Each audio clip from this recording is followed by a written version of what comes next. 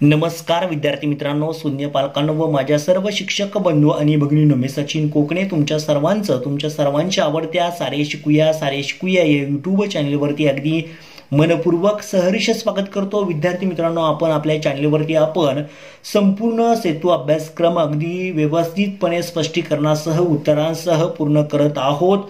त्याच पद्धतीने आपल्या चॅनलवरती आपण रोज लाईव्ह लेक्चर घेत आहोत।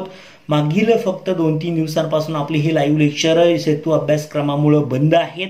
लवकरच सेतू अभ्यासक्रम आपला पूर्ण झाल्यावरती आपण पुन्हा आपली लाईव्ह लेक्चर सुरू करणार आहोत।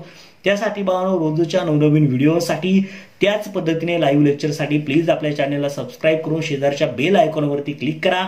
आज आपल्याला इयत्ता 9वीच्या ज्या कृतीपत्रिका आहेत 1 ते 7 आणि 8 ते 14 यांच्या आधारावरती असणारी चाचणी क्रमांक 1 आणि चाचणी क्रमांक 2 या दोन्ही चाचण्या आपण अगदी व्यवस्थितपणे स्पष्टीकरणासह व्यवस्थित आदर्श उत्तरांसह पाहणार आहोत। तर बाळांनो, पहिली चाचणी तुमच्या समोर त्या ठिकाणी दिसत असेल। पहिली चाचणी जी एकूण 30 मिनिटांसाठी आणि 15 गुणांसाठी आहे, त्याच पद्धतीने त्या ठिकाणी असणाऱ्या कृतीपत्रिका 1 ते 7 वरती आधारित आहे। तर या ठिकाणी तुम्हाला महत्त्वाच्या सूचना दिलेल्या आहेत। सर्व प्रश्न सोडवणे आवश्यक आहे। उजव्या बाजूचे कंसातील अंक गुण दर्शवतात। आवश्यक तेथे अचूक नामनिर्देशित आकृती काढावी। प्रत्येक बहुपर्यायी प्रश्नासाठी अचूक उत्तराचा केवळ पर्याय क्रमांक लिहावा, असा तुम्हाला काही महत्त्वाच्या सूचना दिल्यात। आता प्रश्न तुम्हाला पहिला बाळांनो त्या ठिकाणी विचारलाय। या पहिल्या 1 नंबरच्या चाचणीमधला हा पहिला प्रश्न आहे। मी कोण ते ओळखा। माझ्यामुळे परिपथातील विद्युत वाहक तारेमधील इलेक्ट्रॉन गतिमान होतात, त्याला विद्युत घट असं म्हटलं जातं। माझ्यामुळे चुंबकाला लोखंडी खिळे चिकटतात, चुंबकत्व असं म्हटलं जातं। माझ्यामध्ये धातूचे आणि अधातूचे गुणधर्म असतात, त्यालाच काय म्हणतो बाळांनो, धातू सदृश मूलद्रव्य असं म्हटलं जातं। हे सगळ्यांना माहिती आहे, अतिशय सोपे हे प्रश्न आहेत की ज्याच्यामध्ये धातू आणि अधातूंचे गुणधर्म असतात त्याला काय म्हणतो आपण, धातू सदृश असं म्हणतो। हे ऑलरेडी तुम्हाला मी शिकवलेलं आहे चांगल्या पद्धतीने। त्यानंतर प्रश्न क्रमांक 2 तुमच्या समोर बाळांनो त्या ठिकाणी असेल। खालील आकृतीचे निरीक्षण करून प्रश्नांची उत्तरे लिहा असं म्हटलंय। तर आकृतीमधील मूलद्रव्यांचे नाव जर पाहिलं तर सगळ्यांना माहिती असेल हे सोडियम आहे, जे ऑलरेडी तुम्हाला मी हा प्रकरण शिकवताना आता आपण याच्या संपूर्ण व्हिडिओ सुद्धा पाहणार आहोत। त्याच्यामध्ये तुम्हाला पाहायला मिळेल संपूर्ण 21 कृतीपत्रिका तुम्हाला त्या व्हिडिओमध्ये बाळांनो पाहायला मिळतील। त्याचा सुद्धा आपण एक व्हिडिओ बनवणार आहोत। पहा, याच्यामध्ये सोडियम दिलंय। आता याच्यामध्ये पाहिलं तर तुम्हाला इलेक्ट्रॉन स्वरूपन सगळ्यांना माहिती असेल। याचा अणुअंक जर पाहिला सोडियमचा तर किती असतो, 11 असतो। मग इलेक्ट्रॉन स्वरूपन म्हणजेच कसं काढतो आपण, अशा पद्धतीने इलेक्ट्रॉन स्वरूपन काढतो।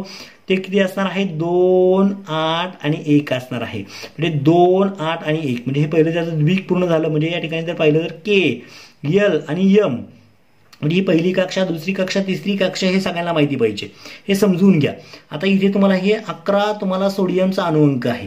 म्हणजे तुम्हाला पहिला प्रश्न त्यांनी विचारलाय, आकृतीमधील मूलद्रव्याचे नाव लिहा। कोणतं आहे बाळांनो ते मूलद्रव्य, सोडियम आहे, हे तुम्हाला माहिती पाहिजे। या अणूच्या, आता पहा, या मूलद्रव्याच्या इलेक्ट्रॉनची संख्या किती आहे, किती असतात बाळांनो, एकूण 11 त्या ठिकाणी इलेक्ट्रॉन्स असतात, लक्षात घ्या। त्यानंतर तुम्हाला बाळांनो 3 नंबरचा प्रश्न विचारला, या अणूच्या दुसऱ्या कक्षेचे नाव सांगा। आता तुम्हाला आताच मी दाखवलं की दाखवलं, पहा, पहिली, दुसरी, तिसरी, दुसरी कक्षा कोणती असते, एल असते, सगळ्यांना माहिती पाहिजे। सोडियम अणूच्या इथे म्हटलंय, पहा, या दुसऱ्या कक्षेत इलेक्ट्रॉनची संख्या किती असं विचारलंय। पहा बरं किती आहे, तुमच्या समोर दिसतंय के, एल, एम। के मध्ये 2, एल मध्ये 8 आहेत, एम मध्ये 1 आहे। म्हणजे तिथे एल हे आहे आणि याच्यामध्ये किती इलेक्ट्रॉन्स आहेत बाळांनो, एकूण 8 इलेक्ट्रॉन्स आहेत, हे तुमच्या लक्षात आलेलं असेल। चला लगेच प्रश्न क्रमांक 3।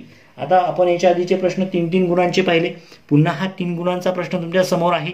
अगदी काही तुम्हाला वेळ भरपूर दिलाय, 30 मिनिटं दिले, परंतु 10 मिनिटात ही टेस्ट तुमची सोडून होईल। पहा, लिंबू सरबत कोणत्या प्रकारचे मिश्रण आहे, त्यातील घटक पदार्थ कोणते आहेत। पहा बाळांनो, या ठिकाणी जर पाहिलं 3 गुणांसाठी प्रश्न आहे। लिंबू सरबत हे समांगी प्रकारचे मिश्रण आहे। लिंबू सरबतामध्ये साखर, पाणी, लिंबाचा रस व मीठ आवश्यक असल्यात हे घटक पदार्थ असतात। त्यानंतर प्रश्न क्रमांक 4 दिसतोय, आमच्यामध्ये वेगळा कोण असं विचारलंय। तर आमच्यामध्ये वेगळा कोण आहे, मीठ, सोडा, कापूर आणि मोरचूत मध्ये कापूर हा वेगळा आहे. तो वेगळा का आहे त्याचं कारण काय? इतर सर्व घटक असेंद्रिय संयुगे आहेत हे लक्षात घ्या.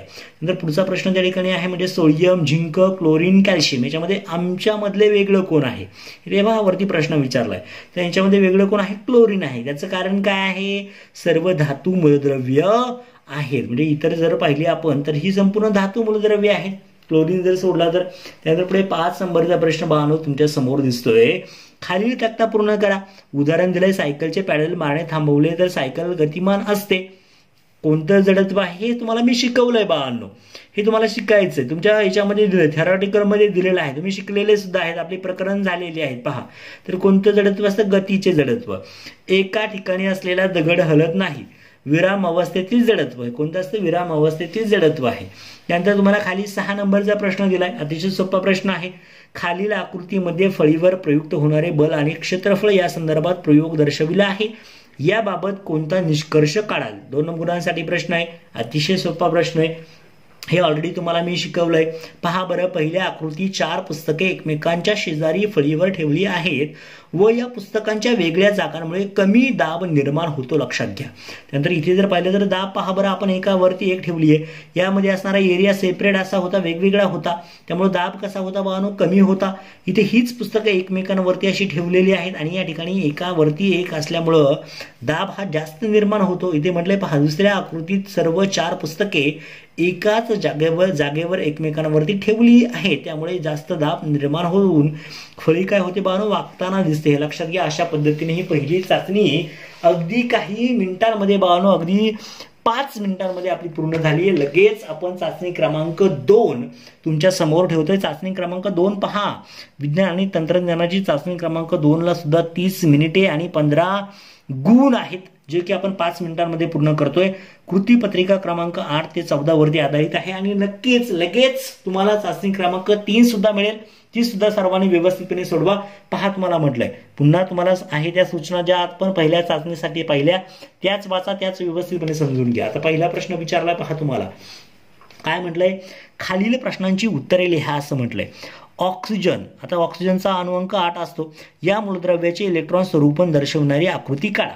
इलेक्ट्रॉन स्वरूपन किती असतं ऑक्सिजनचं? 8, 2 आणि 6 असणार. म्हणजे 8 हा अणुअंक आहे आणि 2 आणि 6 ही त्याचं काय असणार? इलेक्ट्रॉन स्वरूपन. मग सगळ्यांना सोपं आहे, खूप सोपं आहे. इथे पहा तुम्हाला मी दाखवलं. म्हणजे असं एक तुम्हाला काय करायचं, आतमध्ये केंद्रक असतं, आतमध्ये केंद्रक असेल इथे, बरोबर ना. आता हे इथे असणार आहे, याच्यावरती 2 असतील, असे 2 काय असणार? इलेक्ट्रॉन. म्हणजे 2 त्याचं द्विक पूर्ण झालं. पुन्हा तुम्हाला अशा पद्धतीने सर्कल काढावं लागेल. इथे मी काढून दाखवले पहा तुम्हाला. आणि याच्यावरती तुम्हाला हे उरलेले पुढचे 6 घ्यावं लागतील. 2, 3, 4, 5 आणि इथे 6 घ्यावं लागेल. म्हणजे अशा पद्धतीने म्हणजे हे जे दाखवलंय म्हणजे बघा, हा केंद्रक आहे.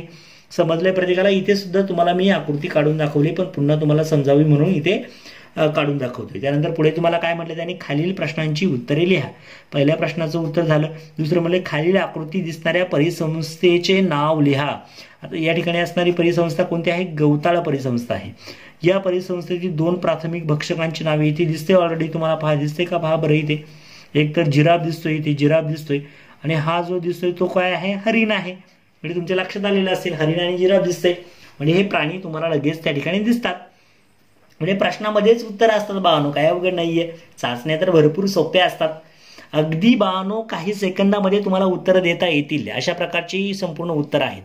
काहीच अवघड नाही याच्यामध्ये. पहा, एका वाक्यात उत्तरे लिहा असं म्हटलंय. एका वाक्यात उत्तरे लिहा असं म्हटलंय.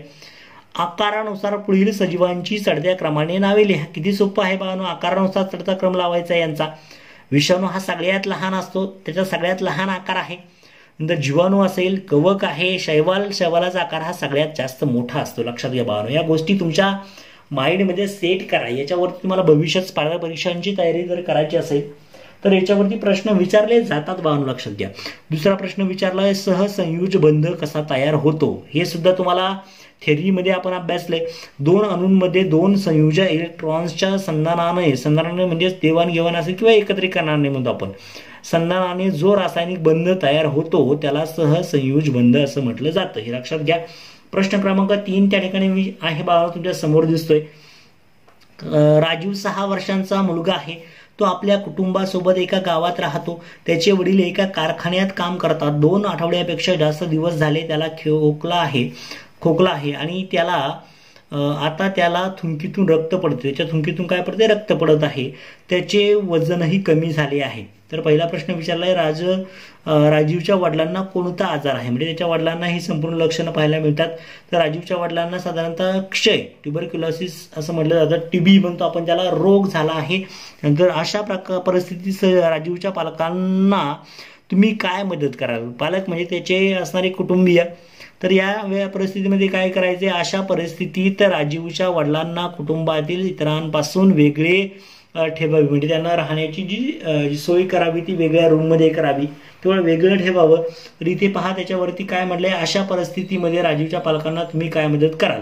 आणि दुसरी गोष्ट म्हणजेच काय, त्यांना वेगळं ठेवावं आणि औषधं त्यांना देणे आवश्यक आहे. नियमित औषधं असते त्याच्यामध्ये डॉटचं जे उपचार आहे तो आपण काय करायला पाहिजे? पूर्ण करायला पाहिजे. त्यानंतर पुढे तुम्हाला प्रश्न क्रमांक 4 दिलाय, पुढील अन्न साखळी. पहा, अन्न साखळी तुमच्या समोर ठेवली आहे, व्यवस्थित समजून घ्या. पुढील अन्न साखळी पूर्ण करा. त्याच्यामध्ये गवत आहे, नाकतोडा आहे, त्यानंतर सरडा येतो आणि ससाना येतो, हे लक्षात घ्या. ही अन्न साखळी आहे. 5 नंबरचा प्रश्न, काय घडेल ते सांगा. आता पहा, अतिशय सोपा प्रश्न आहे. काय घडेल ते सांगा असं विचारलंय. आता पहा, तांबे व पितळेच्या भांड्यात दही किंवा ताक ठेवले तर काय होईल? सगळ्यांना माहिती आहे, तांब्याच्या आणि पितळेच्या भांड्यावर क्षरण होतं, म्हणजे त्याचं थोडक्यामध्ये त्याचं ते धातू असतो तो थोडक्यामध्ये जसं वितळतो आपण म्हणतो तशा प्रकारचं क्षरण त्या ठिकाणी होतं आणि हिरवट रंगाचा विषारी रंगाचा थर तयार होतो. आणि हा जर थर त्याच्यामध्ये जर टाकला गेला तर ते आपल्या आरोग्यासाठी कसं असं धोकादायक असतं. म्हणजे भांड्यामधील दही आणि ताक काय होते पाहणं, कळकते, हे लक्षात घ्या, कळकते, हे तुमच्या लक्षात आलं पाहिजे. आता पुढे त्यांनी म्हटलं, इथे पहा तुम्हाला विचारलंय, मॅग्नेशियम क्लोराईडचे रेणूसूत्र तयार करण्याच्या पायऱ्या 3 पायऱ्या असतात. हे सुद्धा मी तुम्हाला शिकवलंय. पहिली पायरी म्हणजे काय, असं संयोजा लिहाव्यात. MgCl म्हणतो आपण त्याला, याचं 2 आहे, याचं 1 आहे. इथे जर पाहिलं तर काय करायचं, त्यांचा तिरकस गुणाकार करायचा असतो. बाणाने दर्शवल्याप्रमाणे तिरकस गुणाकार करा. म्हणजे इकडे Cl2 आणि Mg1 असणार आहे आणि एकत्र रेणूसूत्र लिहायचं म्हटलं, ही तिसरी पायरी असते. ही पायरी क्रमांक 1 आहे. पायरी क्रमांक 2 आहे. पायरी क्रमांक 3 काय असते, MgCl2, हे डायरेक्ट त्याचं रेणूसूत्र काय होतं बाणू तयार होतं. आता चला लगेच पुढच्या पेजवरती जाऊया. प्रश्न क्रमांक 7 तुमच्या समोर ठेवलाय. 7 मध्ये काय दिलंय बाळांनो ते पण पहा. खालील सजीवांचे वर्गीकरण आदिजीव कवके यामध्ये वर्गीकरण करा असं म्हटलंय. पेनिसिलिन, अमिबा, पॅरामेशियम, भूछत्रे. आदिजीव कवके, अमिबा पॅरामेशियम आणि इकडे असणारे पेनिसिलियम आणि भूछत्रे. खाली जर पाहिलं तर तुम्हाला प्रश्न क्रमांक 8 दिलाय. खालील चित्रातील घटनेच्या वातावरणावर कोणता परिणाम होतो, म्हणजे वातावरणावर नक्की कोणता हा वनवा तुमच्या समोर दिसतोय. आणि याच्याबरोबर मोठ्या प्रमाणावरती प्रदूषण सुद्धा होऊ शकतं, आरोग्य ढासळू शकतं. इथे पहा तुम्ही याचं थोडंसं स्पष्टीकरण पाहिलं तर काय येईल, यावरील चित्रामध्ये जंगलाला आग लागलेली आहे, यामुळे तेथील परिसंस्थेतील विविध घटकांवर परिणाम होईल व मोठ्या प्रमाणावर जैवहानी होईल. तसेच हवा प्रदूषण, मृदा प्रदूषण होऊन आरोग्य ढासळू शकते. हे लक्षात घ्या बाळांनो. अशा पद्धतीने आपण या दोन्हीही चाचणी अगदी व्यवस्थितपणे स्पष्टीकरणासह सोडून घेतलेल्या आहेत आणि अगदी कमी वेळामध्ये, अगदी 15 मिनिटाच्या आत या दोन्ही चाचण्या अगदी आपण क्वालिटेटिव्हली व्यवस्थितपणे सोडून घेतलेल्या आहेत. त्यामुळे बाळांनो, चांगल्या पद्धतीने तुम्हाला इतर विषयांच्या सुद्धा चाचण्या मिळतील, अभ्यास आपल्या चॅनलवरती मिळेल. प्लीज आपल्या चॅनलला सबस्क्राईब करून शेजारच्या सगळ्यात वरच्या बेल आयकॉनवरती क्लिक करा. आपल्या व्हिडिओला लाईक करा. तुमच्या छान छान कमेंट्स या व्हिडिओच्या खाली नक्की करा. माझ्या सर्व प्रिय विद्यार्थ्यांना खूप खूप शुभेच्छा आहेत. लवकरच आपण हा सेतू अभ्यासक्रम पूर्ण झाल्यावरती आपलं लाईव्ह पहिल्या पद्धतीने सुरू करत आहोत. ओके बाळांनो, all the best, all my dear. Thank you so much.